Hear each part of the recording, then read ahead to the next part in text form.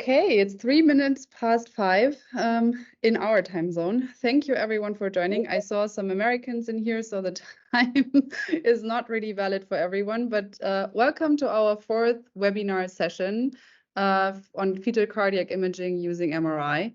This one is a step-by-step to 4D flow imaging kind of guide and discussion we have. And we just want to let you know again why we do this webinar series. It's because we want to build a community together with you and offer a platform for networking and exchange on this very interesting topic. You can see that fetal CMR, we marked it with some little flags here in this map, is expanding worldwide and is really gaining momentum as a topic itself. We are proud of that, and we are very happy that you are here to join this community.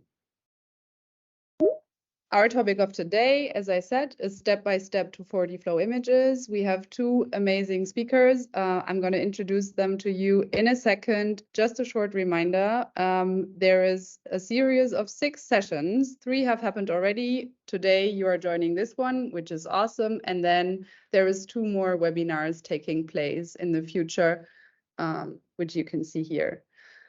But now it's time to introduce our experts of today. So we have Malenka Bissell from the University of Leeds. She's a pediatric cardiologist. And then we have, on the other hand, Alex Barker, Director of Advanced Imaging Lab at the University of Colorado. Thank you both for coming.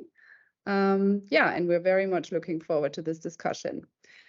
Just a note for everyone, this webinar is being recorded. So if you if you don't want to be recorded as a participant or anything, you feel free to leave again, but we would be very happy to keep you, of course.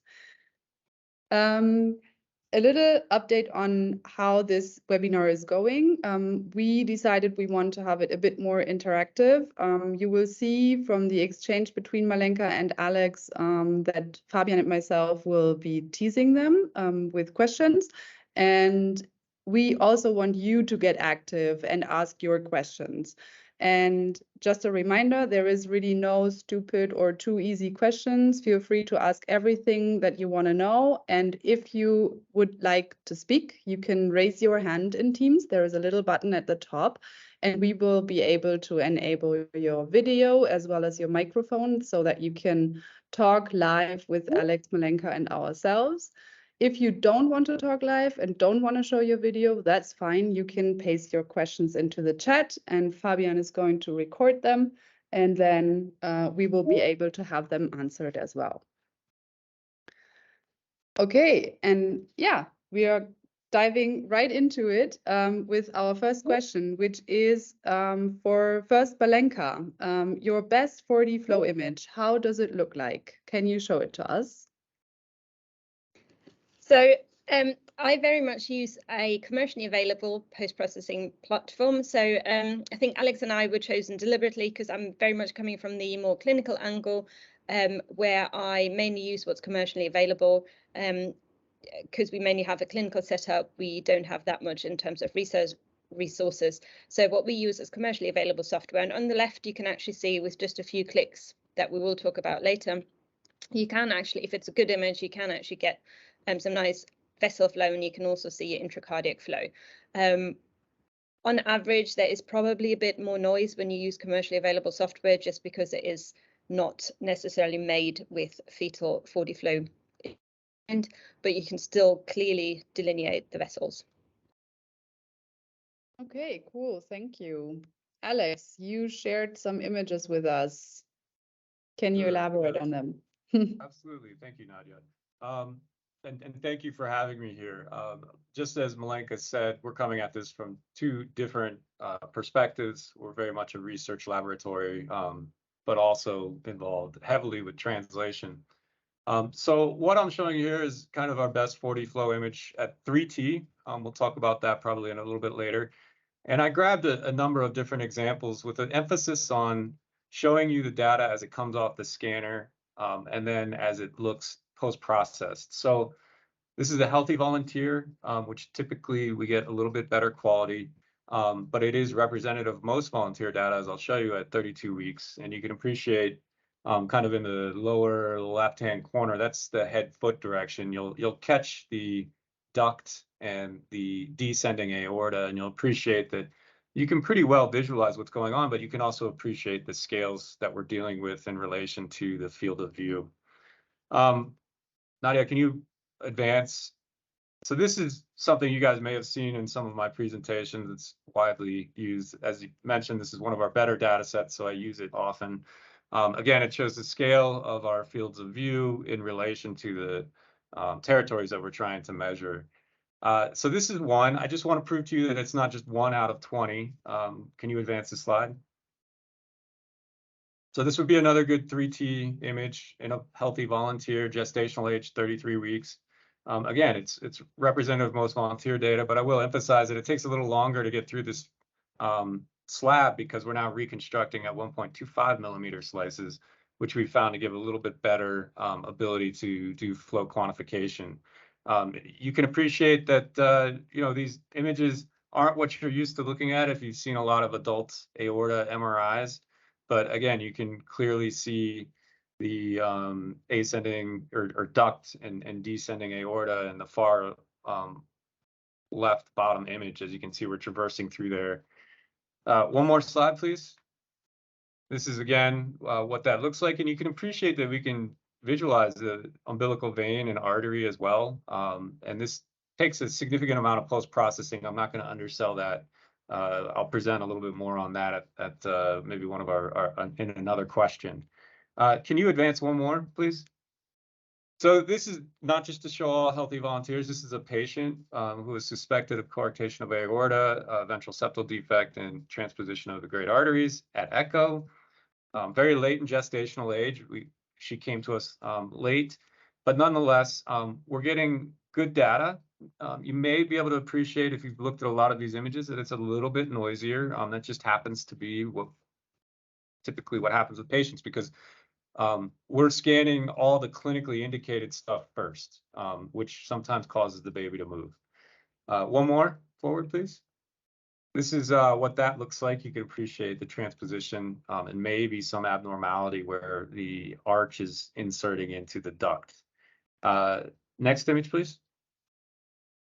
Now, I've shown you our best. I thought it was only fair to show average. And if you look at this one, hopefully, maybe we might have to click on the image to get it to play, Nadia.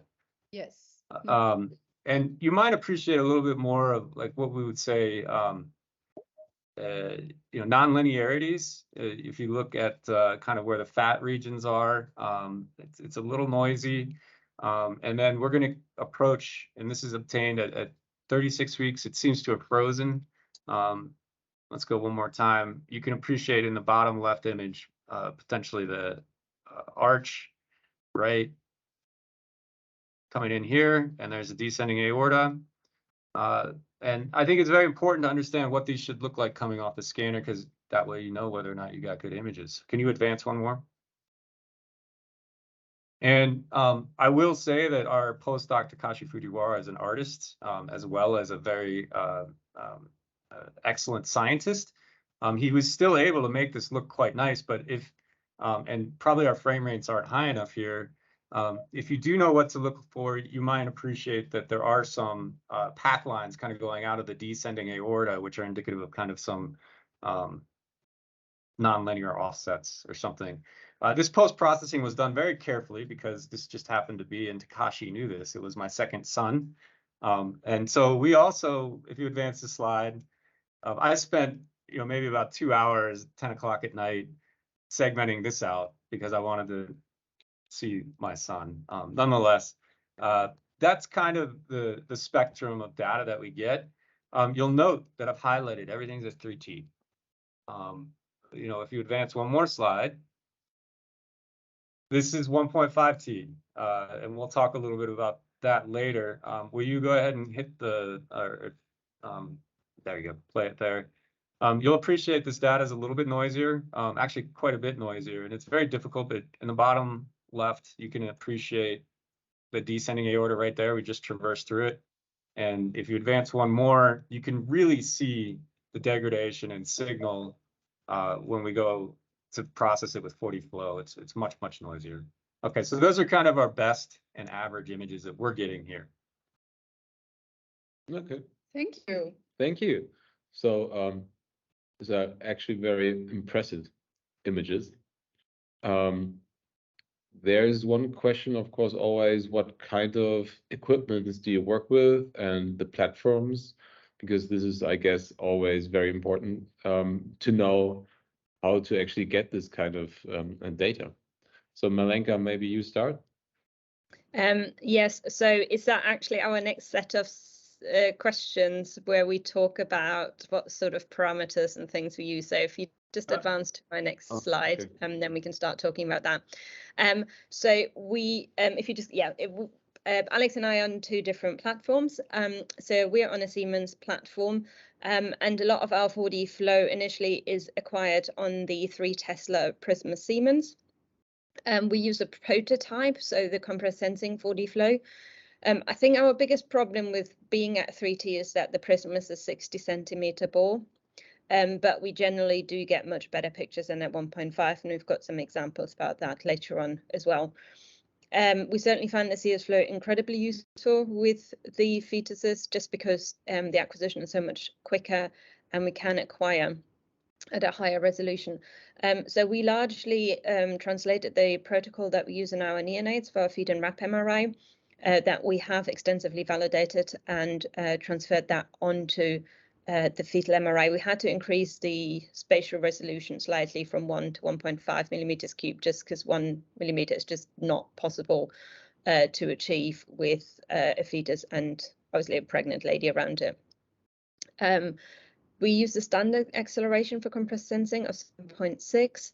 We try to keep the TR as close to about 40 milliseconds as we can.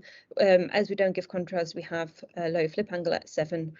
And we tend to run hours at 1 meter or 0.7 meters per second, which I know is a lot lower than Alex, and he will talk about it. And I think some of that is because we use the CS flow. So CS flow is known to smooth out some of the peak velocities. So we find at the higher velocity, we don't actually quite get enough contrast in the CS flow. We are quite hot on safety, and maybe we're a bit too much on the safety side, but certainly our clinical physics team is very keen for us to use low SAR and the whisper mode. But I generally feel that the whisper mode is actually helping because we do have very calm and settled fetuses, so we don't very often have fetal motion. That's a problem. If we have motion, most of the time, unless it's polyhydramnios, where I mean you really are fighting a bit of a losing battle, then it tends to be maternal motion that causes us the bigger problems. Okay. What kind of acquisition length do we end up then? Yeah, so we try to have it within 3 minutes, maximum 4 minutes for the body flow acquisition. Okay. Yeah, maybe for you, Alex. Sure. Yeah. I actually have 2 sets of slides, one on the equipment and another on the settings. So we'll probably flip just to kind of keep everything. Oh, great. Okay. Let's go back to the equipment. I'll talk just briefly about that. So we're on a Philips 3T Ingenia. We do have 1.5T Ingenias as well as 3T Elysian. In a perfect world, we'd be using our 3T Elysian.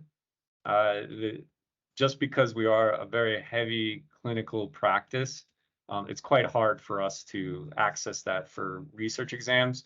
So we've really chosen to stick to one set of scanners, 1.5T Ingenia, which we do all of our fetals on, and the 3T Ingenia that we do our fetals on. And that's actually what you see in this picture here, along with our excellent research technologist, Sarah Smith.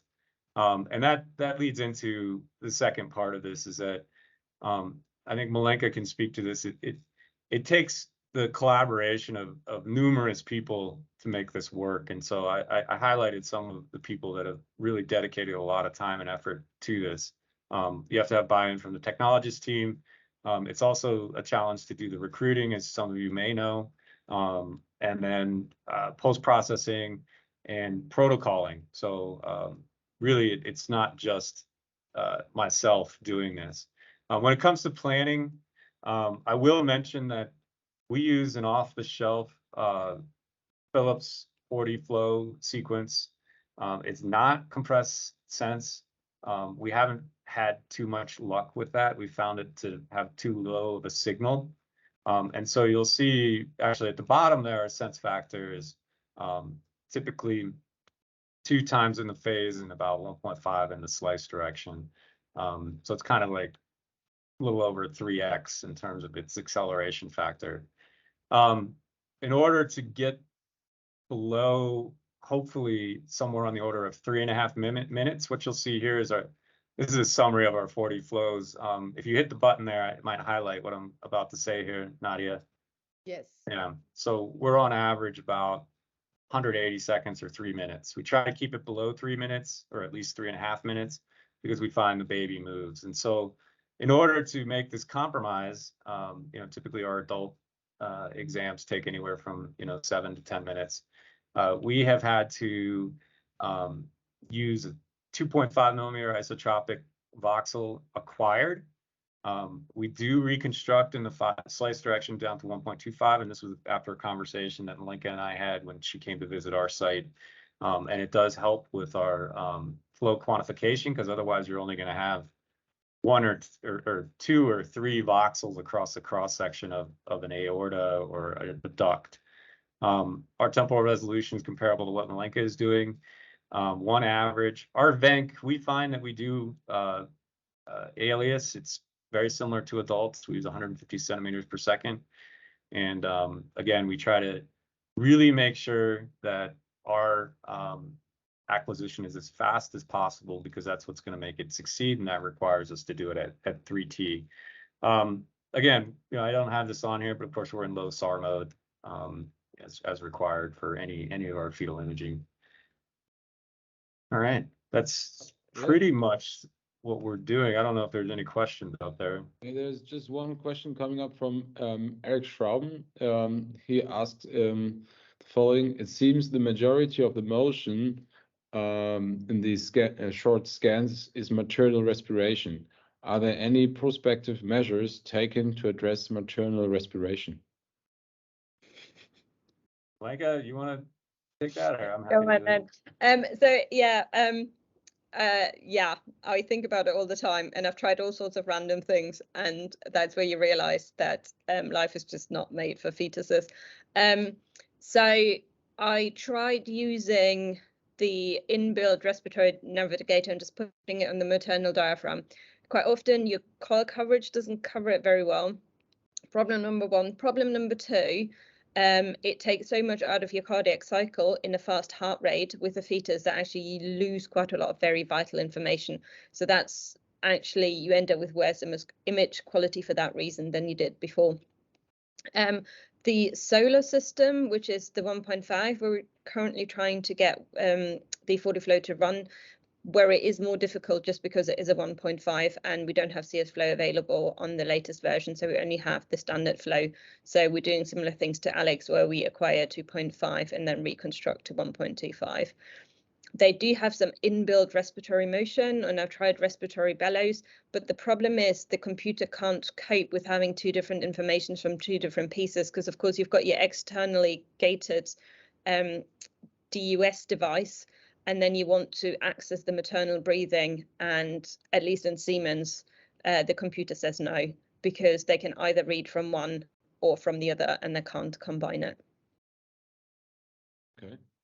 Yeah, I think Malinka's really summed up some of the challenges. On Philips, of course, we can do some of the gating from 2 sources, but at the end of the day, Eric, it's going to take too long. The fetus is going to move. I'd love to chat with you about advanced acquisition strategies and do some radial imaging. But we really focused on getting stuff back to our clinicians within a reasonable amount of time. And so we've kind of made the conscious decision to go as fast as possible. We might, compromise on some of the motion artifact, and you can appreciate in this image, actually, in the descending aorta, there's motion artifact, and it's likely because of maternal respiration. I think we do have to just acknowledge the kind of some of the challenges, and understand that maybe what we're getting is not exactly quantitative from the perspective of an adult 4D flow, but we can very reliably maybe get shunning percentages, et cetera, relative values. That's, I guess, my comment. But maternal respiration continues to be a challenge. I think motion and respiration are our two biggest challenges if we have a solid gating signal. Yeah, great. Thanks. If there's any other question on like planning or anything else, please go ahead, put it in the chat, and we can start discussion about this. If you want to get your microphone on, I think have the time to actually do that and get a discussion on this, because everyone wants to learn, and I think having an active discussion is really helpful. So don't be shy. Is there any special for planning this kind of acquisition? Like it's like sagittal, coronal. How do you actually plan this? Is there any special, or is this like drop your box and you're done? Yeah, we go sagittal just from a historical perspective. We haven't really discussed doing anything other than sagittal. I think from a planning perspective, I mean, one of my other secret weapons that I didn't mention in some other slides is an excellent technologist who knows fetal cardiac, because I'm guilty of missing, especially in some of our coarctation cases, these arches that are a little abnormal. They may deviate outside of the plane of your typical candy cane view or something like that, and to be able to know exactly how many slices to prescribe in a sagittal view to get full coverage is important. I mean, there's a lot of moving parts to these acquisitions, and it's taken a lot of practice. That's the other important thing from planning. Don't expect to get right out of the box the best looking images. Yep. Mike, any comments from you on this side? I think that's our next slide, Nadia. Is that right? If you forward, no, actually it's the one after that, isn't it? Okay. So we've got a slide where do you just want to fast forward to the next slide with the planning, because I think it really nicely shows that, and then we'll just come back to our secret weapon, because I think no, is it quite far down the line? Is it? I think we've lost it. That's what happened. Anyway, never mind. So planning wise, go back one more, or go back. Was it back? Yeah, was it at the initial planning? Yeah, go back. There we go. There it is. Sorry. So yes, traditionally we also plan our 4D flows sagittally, but sometimes again that takes quite a bit of understanding of where the head and neck vessels are, making sure that you recognize the arch and not the ductal arch. So what I've started doing a lot more is to actually acquire it in line with the cardiac axis, and that seems to work really nicely because you can always see the two ventricles. And if you kind of align with that axis, you almost always get your two vessels in, because they'll come out of that heart somehow, even if they come out in a slightly unusual position. I will alter it slightly sometimes depending just on how the fetus is within the maternal abdomen, because I certainly find that if you in some of the angles, you just need to make sure that you don't get too much wrap from either side, because wrap is very bad in 4D flow. So we'll alter it sometimes, but most of the time I plan it in line with the cardiac axis these days. Okay. Oh, that's very interesting. There is one question coming up from Jack, asking what is the best commercial software for processing analysis. But I would guess that we move this one back, because we will talk about processing in a later question. Yeah. So Jack, we won't forget this. Thanks for asking this. And we will definitely get back to this later. I think the next thing here, what we wanted to ask you is what your secret weapon is actually. We already mentioned this word. What is the secret weapon? Are there any tips and tricks you can recommend? Yeah, so I think it's all about preparation. Is what I think it is all about. So making sure that you've got as many cushions as you possibly can find in a hospital available to make sure the mother is as comfortable as possible. And especially in Britain, everybody's very polite. So we do reiterate several times when we get the woman ready that it is very important she lets us know that she is comfortable, because it's important to lie still for sort of 45 minutes. And so I do ask them about 3 times whether can we put a cushion there or this or that, just to make sure, because once you are 34, 36 weeks pregnant, life is just very uncomfortable in general. And that is what we find is the biggest important measure to make sure you get good images. I generally find that continuous noises like 4D flow is actually really good, because the fetus kind of settles into it. Even if they jerk a little bit initially, they settle into it quite nicely. So I see as flow is also quite a continuous 4D flow, so they do like it. We tend to try to do the 4D flow early when we still have a really good skating signal.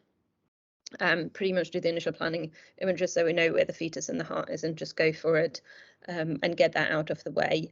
And we generally find that it needs to be within 3 to 4 minutes. If it gets more like 4 to 5 minutes, it's just too much fetal movement. So with our standard 4D flow, we try to do as much acceleration as we can to keep it within that time frame. Otherwise, the image quality is just terrible, because then you do start getting too much fetal movement. That's sort of our secret weapons. But literally, having calm, happy, relaxed mums is the answer to most of your problems. Okay. Yeah. Happy to add on to that. And you know, this question is kind of like, what's the secret weapon to riding a bike? I don't remember all the things I've done. You know, and I think what I've really tried to highlight here is where I've found that transitioning to fetal has been a real challenge to get good data. And so this is not necessarily representative of what it takes to get a good 4D flow. It's representative of what it takes to get just good fetal images in general, right? And a little bit as it applies to 4D flow. So we have 1.5T images because we started out at 1.5T. We got great CNAs, but terrible 4D flows.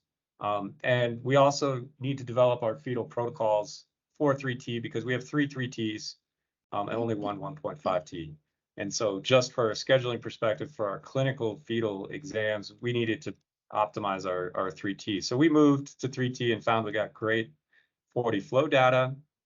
We got to reduce the number of averages with our Cine imaging. But what we really found was, as long as we're getting good Cines, we're probably going to get a good 4D flow if we keep the scanning below. And I say less than 3 minutes here. That's a loose 3 minutes. Maybe more like MRI minutes, you know, not that we multiply it by 2, but, you know, 3.5, maybe 3.5 minutes is often the length. Early on, we were doing 3 minutes, and I still shoot for that. In no particular order, you know, and I re-emphasize what Milenka said.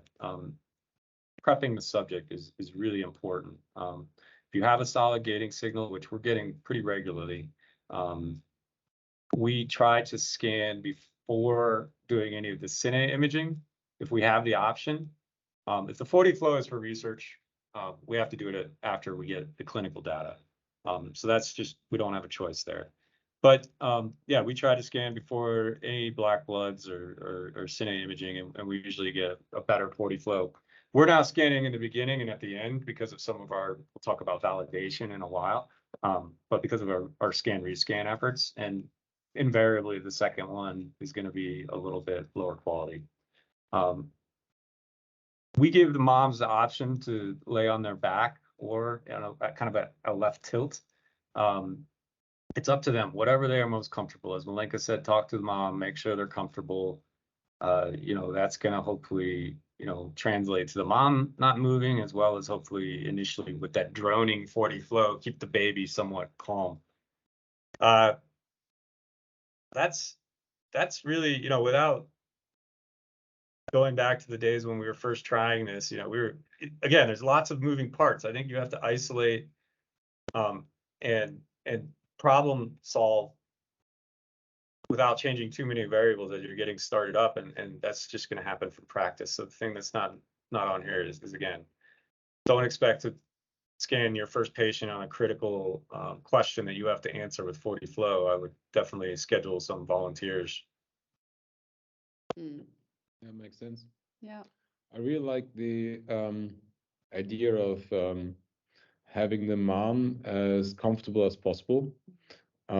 Actually, I've seen this on different sites as well, that if you have this as comfortable as possible, then you have a moving fetus, but not also a moving mom, because at some point they will be uncomfortable and then they will move, and then this can, you know, move the transducer, it can move your acquisition plane, and then everything needs to be reacquired, and this takes a lot of time, which makes it then worse again. So and also the continuous scanning with the noise. Alex, did you also have experience like this? Just curious. Yeah, no, there's times when we notice the baby. I mean, we notice the baby wakes up when we start doing our cine imaging. They'll be moving a lot more. You know, if we do a black blood, maybe not as much. But yeah, the breath holding and the cines, you know, if you're doing like a short axis stack or something, you're gonna wake things up. And I mean, I think it does matter what the sequences sound like. And I'm a big believer in that from the neonatal feed-in wrap. Like the CS40 flow, even if the baby isn't asleep, the baby will fall asleep because it's got that sort of continuous vibratory motion, especially if you've got the whisper mode on. It just actually sounds quite calming. Whereas the standard 4D flow, for example, on Siemens is a bit more of a sort of on and off noise. And we certainly have more issues with fetal motion there as well. So, I mean, not that we can do anything about it because the sequences sound what they sound, but I do think it makes a difference on what sequences you use.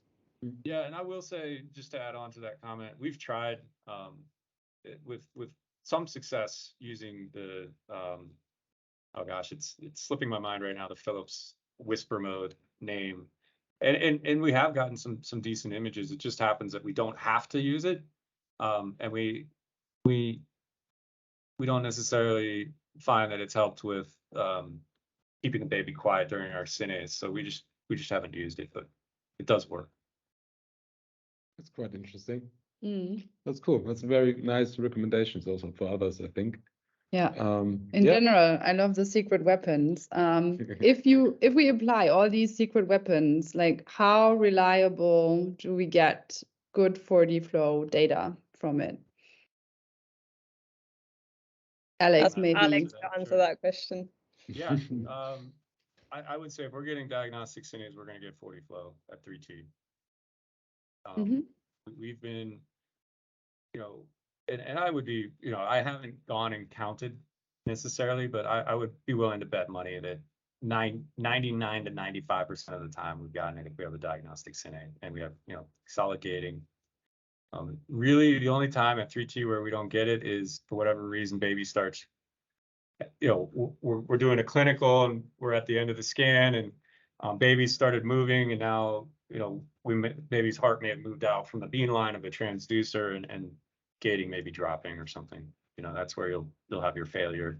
If baby's moving, yeah, you're gonna also have trouble. But at 1.5T, I can't tell you why, but we get it maybe 50% of the time, even with great gating. Sometimes you just get a giant field of view noise, and it's probably motion and signal.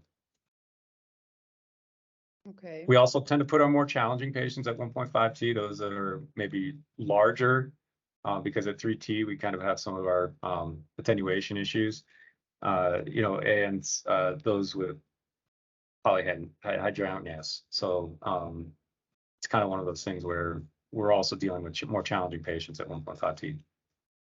Okay. And sorry. Have you seen like a difference in reliability depending on gestational age, or doesn't matter? Like, does this matter at 4D flow? You know, I could imagine like late week, 38 weeks or something doesn't move that much. You Our have criteria 28 weeks. Greater than 30 is really our recruitment criteria right now. I mean, we don't have a wide range. I would say, yeah, it seems like as we get later in gestational age, I mean, structures are larger, baby's larger, it doesn't have as much room to move.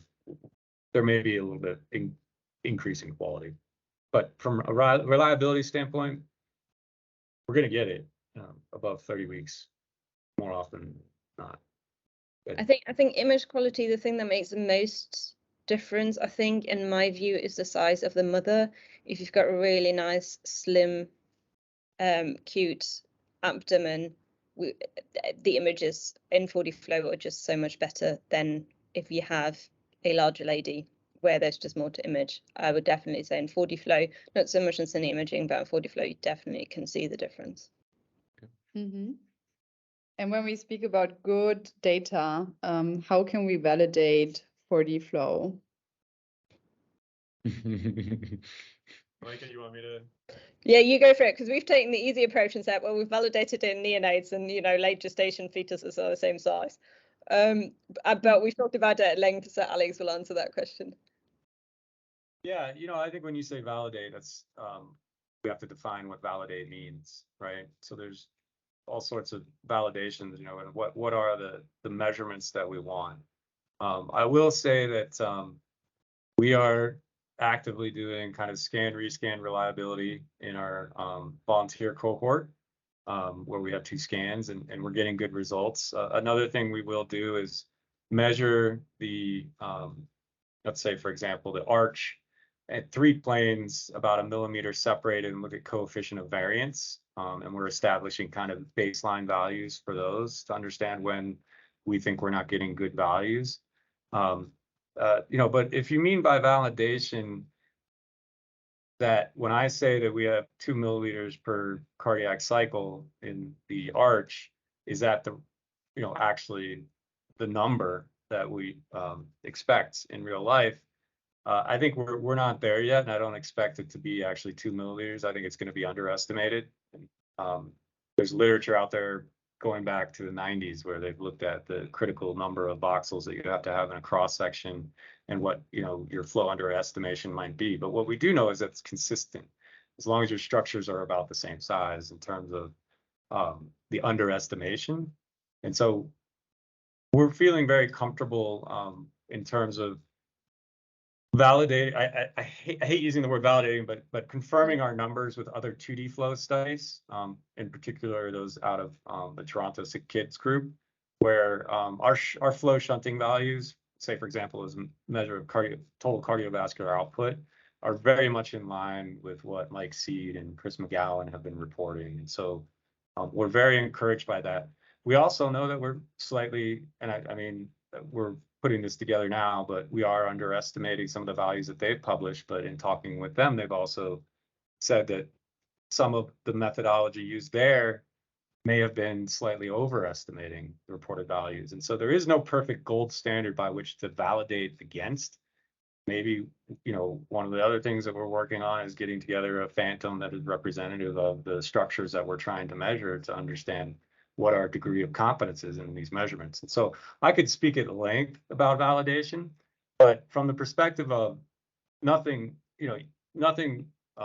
compares to the real life scenario of the baby in the womb. I mean, if you built the fetal phantom, you're going to get great numbers, but it may not translate to what is actually happening in the womb because of some of the other challenges of motion or susceptibility artifacts or something like that. So what do we need to do? I think we need large-scale multi-center studies that kind of show that, at least in the healthy individuals, we're able to replicate some of these normative values. We also need to do the fundamental flow phantom validations, and we also need to establish reliability of measurement both between observers as well as between scans. So there's a lot of work to be done, and I think there's a lot of people out there that I saw on this call who are very capable of contributing to that body of work. Oh. Yeah. Sounds Again, the people, feel free. Yeah. Yeah. If we look at this slide, Malenka, it looks a bit like if I was a beginner to start with this, I should definitely have a 3T scanner. Would you see that the same way? Well, yes and no. I mean, if you look at 4D flow in isolation, yes, maybe. But we don't look at 4D flow in isolation, do we? And everything else is so much easier at 1.5 Tesla. I think Alex and I are still not entirely convinced whether 4D flow really works at 1.5. But I generally feel that, at least for our setup, there is a number of women where we just won't have the option to use 3T just because the 60 centimeter bore is just so uncomfortable. So as you can see on those images here, you do get a lot more noise, and the pictures don't look as pretty as Alex's pictures do. And we'll talk about it later, but you know, these pictures take about 5-10 minutes. So then you start talking about what is clinically useful and what is aesthetically pleasing. And so I haven't given up hope that actually we can make it work at 1.5. Partly because I think we have to, because we can't expect every single clinical centre to have a 3 Tesla.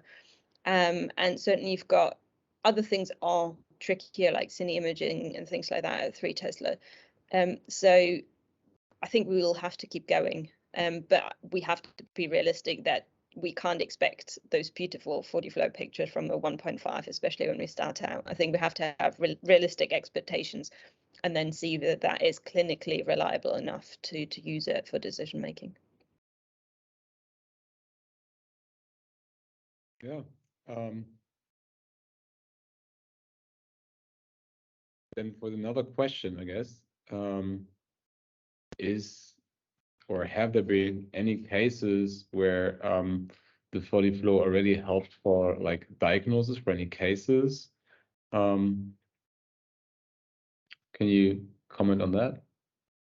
Yeah, so if you forward to the next slide. So our favorite, so we all started off on coarctations, and I'll leave that to Alex because he's made more progress than me. I've largely parked that until better times. But what actually I'm much more hopeful about is actually TGAs. So first of all, in the 40 flow, you can beautifully show that actually the aorta's anterior, that you have your switched vessels, and that you've got your anterior aorta. So everybody will believe you is definitely a TGA. So it's great. You can show it in 3D, perfect, done, dusted. And then we started to look at tricuspid versus mitral inflow and kind of try to replicate some of the work that's come out of Toronto with 2D to see whether we can predict restrictive septums, because that would be great. As you can see at these numbers, we haven't actually made that much clinical progress. So of course the world at large is more complicated than we would like it to be. So the first couple of cases actually had largely a 1-to-1. So the thought was that the septums aren't restrictive, but they ended up with septostomies anyway. And case 2 was jolly sick. So of course we were always going to do a septostomy just to see whether it helped. But actually, when you look at the clinical pictures, the septostomy actually did very little. And the child was just incredibly sick with pulmonary hypertension. And then case 1 had a septostomy in daytime. But again, when you look at it really critically, I'm not entirely sure that it really has increased saturation that much. It has increased it a bit. And at that stage, we were still within the COVID pandemic. So we knew that time to switch was going to be delayed. So maybe we were a little bit more likely doing septostomies because we knew we'd had maybe extra waiting time than we would do now that things are starting to look better. So then case 3, I thought, okay, that's 2-to-1. So according to Toronto, that really should be restrictive and need a septostomy the second they were born. And actually they didn't. They did need one, but we could wait until daytime. So it wasn't, you know, in middle of the night, everybody had to run in type thing. But we did get on within the next morning. So probably it was a bit more urgent. And actually then case 4, also as we're starting to gain a bit more confidence into some of the MRI values and correlating it with what we found in echo, case 4 actually never got a septostomy. And we said, well, we'll wait and we'll see what happens. And actually they were absolutely fine. And then case 5 has got a slightly higher ratio again. I'm waiting. It's currently on the ward and we're just waiting for Labour 2 induction to actually take its effect. So stay tuned. So we are slowly making progress, but as always, life isn't quite as black and white, but I definitely think that's one of the areas where 40 flow can hopefully shine in the future. And then forward to the next set. So the other thing that I actually found really useful in 40 flow, and I know we've talked a lot about vessels and showing vessels and those sort of things, But it's actually looking at the AV valve and the AV valve quantification. There are bigger valves, so the quantification is a bit easier and it does seem to be a bit more reliable. Hence, we also look at tricuspid versus mitral inflow on the TGAs rather than aortic versus pulmonary outflow. Also, it's closer to the septum. And we've had a couple of cases where the tricuspid regurgitation actually looked quite significant on echo, and we were quite worried about how the baby was going to be postnatally, whether they had small lung volumes, whether they'd need intubation. So we did a fetal MRI, partially to look at the lung volumes to get an idea. Just when beds are tight on the neonatal unit does appreciate knowing how likely they are going to be to need intensive care ventilation rather than just high dependency. And there were a couple of cases where actually when we went and quantified the tricuspid regurgitation, it wasn't nearly as bad as it looked visually. And that's a really nice case because we looked at it fetally and then neonatally. So that's one other way of how to actually validate things. Things like tricuspid regurgitation can change quite a lot, but it can, you know, if the heart is otherwise relatively normal, can also stay stable. And we had fairly similar regurgitation fraction from both the late gestation fetal and then very early neonatal. So that was quite a nice case. And so we have been able to be more assuring to the parents to say, well, actually, this looks reassuring and hopefully actually your baby will do well coming out. Oh, that's a lot of information. And it's great progress, I think. Malenka, can I ask you a question? Yeah, go for it. So I like this AV valve regurg presentation because we've also, you know, of course, found it to be something we can visualize very nicely when we're just looking at, you know, the intraventricular flow, which is challenging to get, but once you get it, it's pretty clear. And I'll talk a little bit about our post-processing to get that. But one of the things, and this is anecdotal, I have to be very careful about what I say because it's just low numbers. But when we do look at the regurg numbers compared to the fetal echo, we found them to be pretty different and usually underestimated. I'm curious if you have any comment on that or if you've experienced that with your measurements. Yes, and I've seen the same neonatally as well. So I'm not sure we underestimate it as such, because I think what we talk about a lot of the time, especially in not so much in the fetal, but in the neonates, we take all of the flows, so we do the direct measurements and the indirect measurements, and actually regurgitation fraction fits very nicely in with all of the other measurements, like your pulmonary outflow and your SVC and IVC inflow and all the other things. So actually the number matches very nicely. So even if overall we underestimate the volume, the ratios and the relation seems to fit really nicely. I have to admit, we've not been able to look at it fetally to exactly the same extent, just, because the smaller vessels are a bit more difficult to get really reliable readings on sometimes. So I generally wonder, and again, it is anecdotal because it is small numbers, whether actually things look worse on echo than they actually are, because these things quite nicely correlate with the clinical findings that actually the kids are quite well postnatally and people are positively surprised compared to what they've seen on echo, how they relate. So I think what we do need is we need to find some more severe TRs, tricuspid regurg, to actually see where they do badly. The problem is if they do badly postnatally, they're intubated, ventilated, we don't tend to do a feed and wrap scan on them. But hopefully we'll pick some more severe cases up fetally that will then behave badly postnatally. And then we will hopefully have a bigger regurgitant fraction. But I agree, if we don't see the increase in those severe cases, then we have a problem. And actually, it's not nearly as reliable as we make it out to be. Thanks. Yeah, maybe we move on to Alex as well, right? Yeah, actually, Nadia, if you can forward, I need to frame this in the perspective of, keep going. Okay, so I need to frame this in the perspective of our effort to understand what healthy circulation is with our 40 flow approach. And so I just wanted to show this slide. We're at 20 patients now. These are interim results because it's kind of hot off the presses. But if you can forward the slide, a couple more, let's see, keep going. All right, oh, too many. Sorry. There we go. Okay. Now we have it. So we're really working hard to characterize what is normal, and I'd say what is normal based off of our scan parameters. That is our 2.5 millimeter acquired voxel resolution with our 1.25 reconstruction. And we're really interested in at least the cases of coarctation and the contribution of arch and ductal flow to the descending aorta.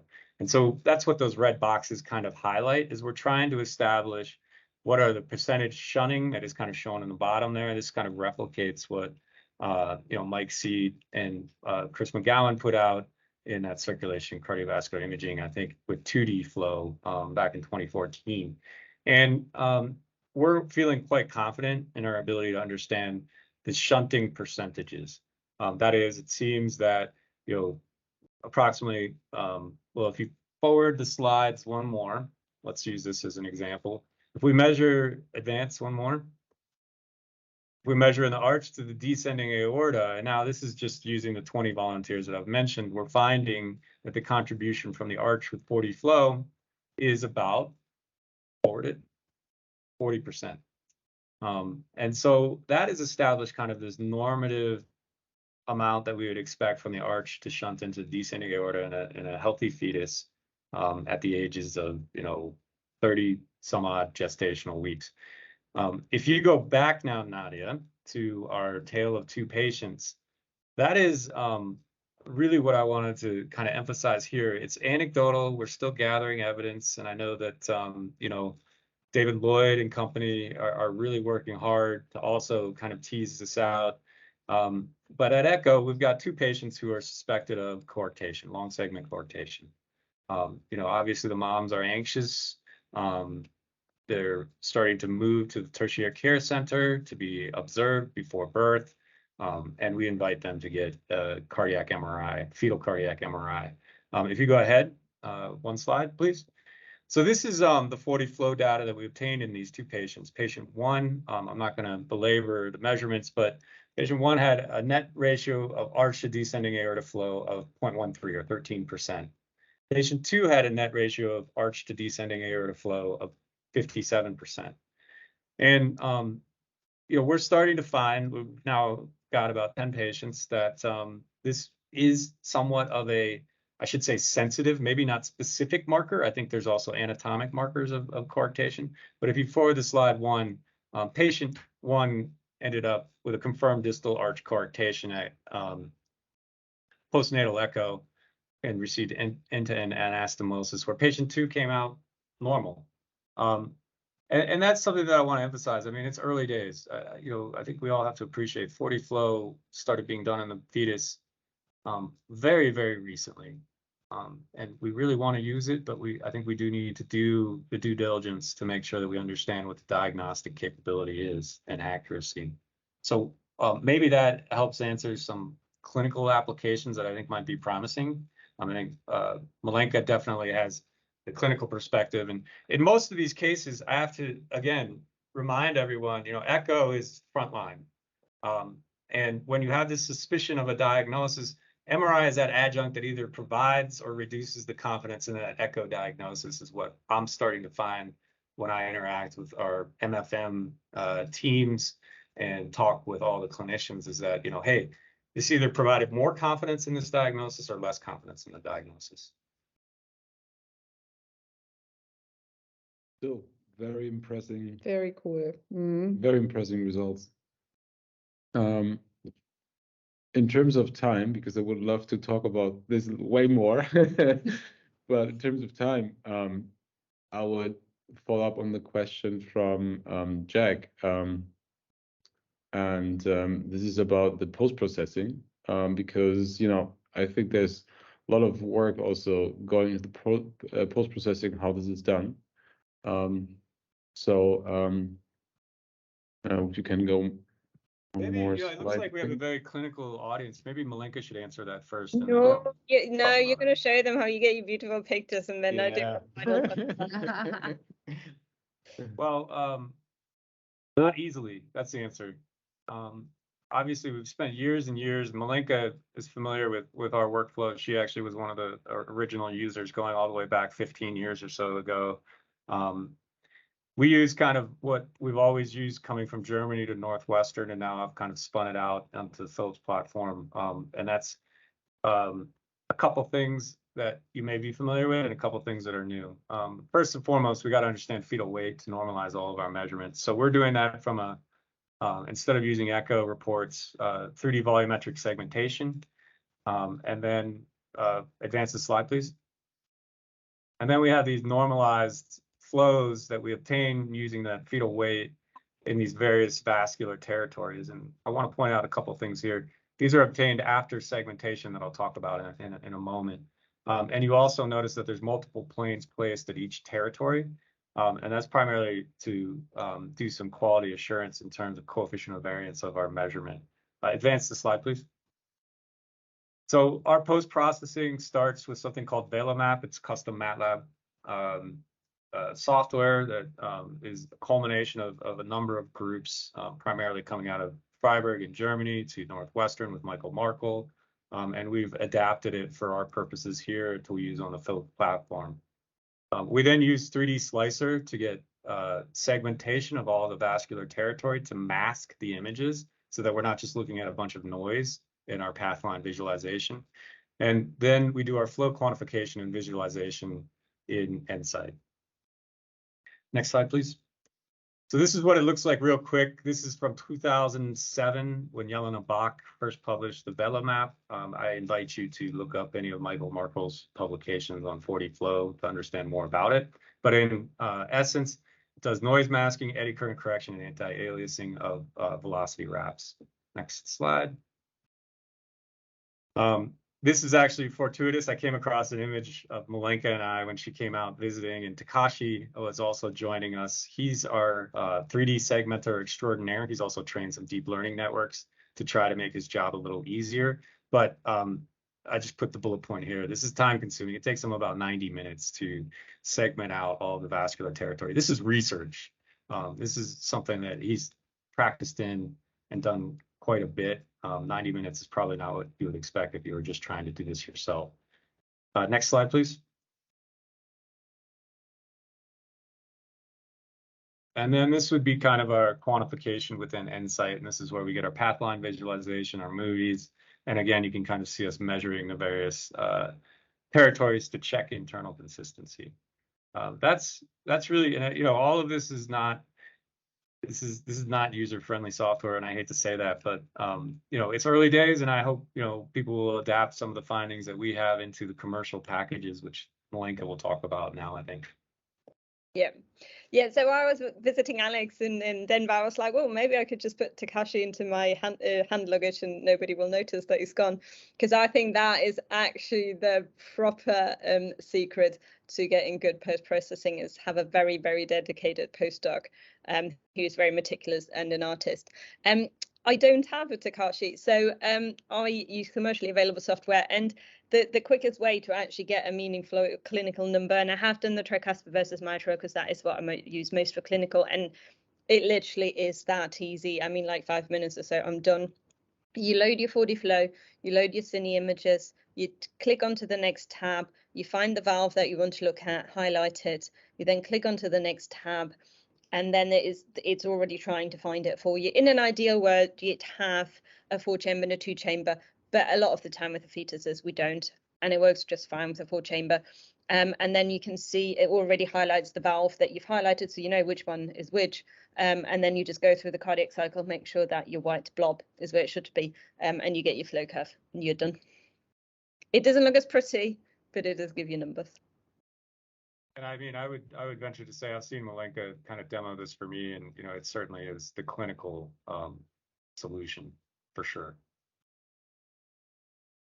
Well, it's great to see that there's a more sophisticated research one, and also something that works straight away for the clinical application. Yeah.